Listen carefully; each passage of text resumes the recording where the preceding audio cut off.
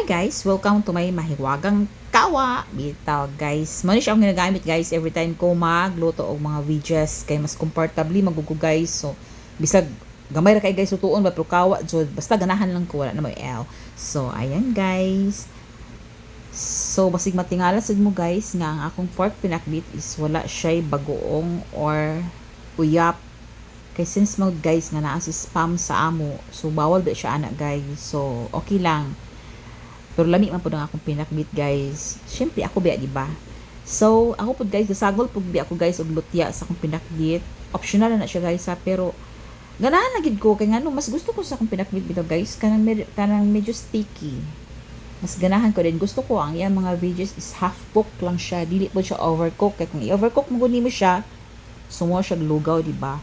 So, mas dami mo itong kaon ka, medyo crunchy siya gamay. So, ayan, malapit na maluto ang ating kalabasa and lucha. Then, ato na i-follow ang atong mga talong o whatever din nga mga sagol. So, mamagyan na siya ingredients kay sa atong pinakbit, di ba? So, ayan, ang ating sitaw.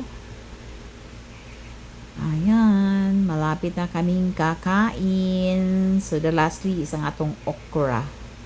Hindi na mawalang okra, guys, no? Lami man jud. Then, ang atong bell pepper. Then, salt and pepper to taste.